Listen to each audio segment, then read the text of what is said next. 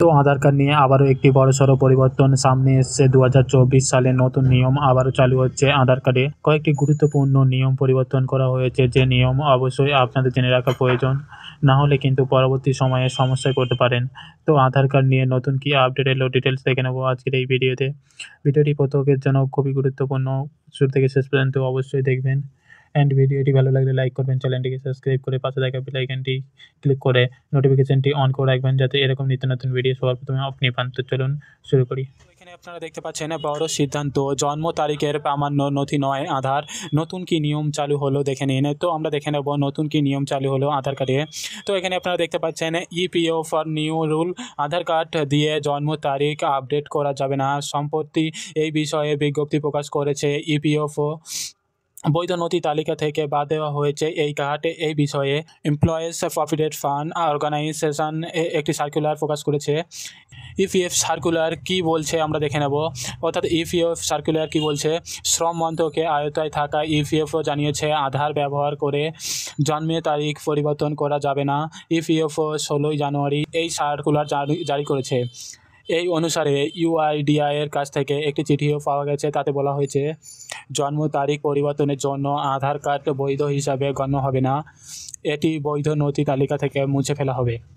তাই সংশ্লিষ্ট বিষয়ে আধার নম্বর না নেওয়ার সিদ্ধান্ত নেওয়া হয়েছে। এবার দেখুন, জন্ম শংসাপত্র সহ এই নথিগুলির প্রয়োজন হবে। ইপিএফও জানিয়েছেন জন্ম শংসাপত্র বা বার্থ সার্টিফিকেটের সাহায্যে এই পরিবর্তন করা যাবে। অর্থাৎ এবার থেকে যদি আপনি কোনো ডকুমেন্টে বা কোথাও জন্ম প্রমাণপত্র হিসাবে কোনো নথি দিতে চান, সেক্ষেত্রে কিন্তু জন্ম শংসাপত্র বা বার্থ সার্টিফিকেট দিতে হবে। এছাড়াও যে কোনো সরকারি কোর্ট বা বিশ্ববিদ্যালয় থেকে প্রাপ্ত মার্কশিট এবং স্কুল ছাড়া সার্টিফিকেট বা স্কুল ট্রান্সফার সার্টিফিকেট কিন্তু এই ক্ষেত্রে ব্যবহার করতে পারবেন। যদি আপনার কাছে জন্ম শংসাপত্র বা বার্থ সার্টিফিকেট না থাকে, সেক্ষেত্রে কিন্তু আপনি যে কোনো সরকারি বোর্ড বা বিশ্ববিদ্যালয় থেকে প্রাপ্ত মার্কশিট ব্যবহার করতে পারেন। স্কুল ছাড়া সার্টিফিকেট বা স্কুল ট্রান্সফার সার্টিফিকেট কিন্তু আপনি ব্যবহার করতে পারেন এই জন্ম শংসাপত্র হিসাবে বা জন্ম প্রমাণ হিসাবে। এর নাম ও তারিখ উল্লেখ করতে হবে। এছাড়াও সিভিল সার্জনের দেওয়া medical certificate, passport, pan number, সরকারি পেনশন এবং মেডিক্লেম সার্টিফিকেট এবং আবাসিক শংসাপত্র ব্যবহার করা যেতে পারে জন্ম তারিখ আপডেট করার ক্ষেত্রে।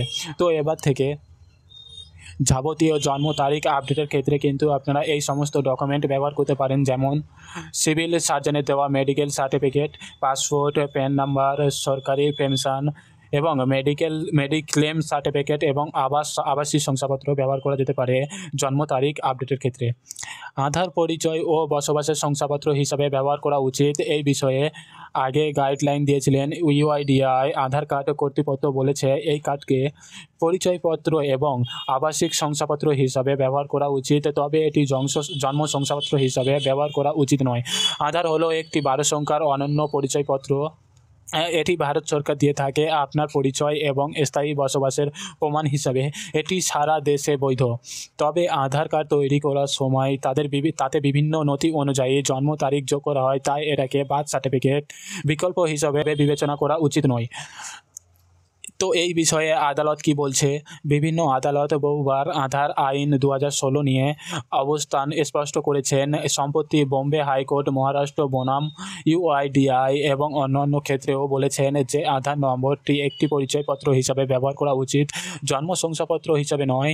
এরপরে ইউআইডিআই 22 ডিসেম্বর 2023 এই বিষয়ে একটি সার্কুলার জারি করে।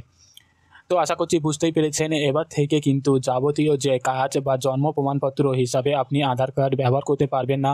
তার জন্য কিন্তু আদার্স যে ডকুমেন্টস রয়েছে সেই ডকুমেন্টস ব্যবহার করতে হবে।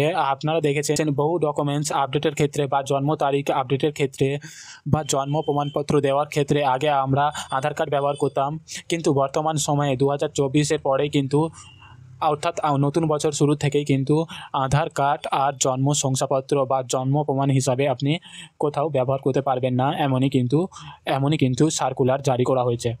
তো এই ছিল গুরুত্বপূর্ণ একটি আপডেট আধার কার্ড নিয়ে। আপডেটটি আপনাদের কেমন লাগলো অবশ্যই কমেন্ট বক্সে কমেন্ট করে জানাবেন। ভিডিওটি ভালো লাগলে লাইক করবেন, চ্যানেলটিকে সাবস্ক্রাইব করে পাশে থাকা বেল আইকনটি ক্লিক করে রাখবেন, যাতে এরকম নিত্য নতুন ভিডিও সবার প্রথমে আপনি পান।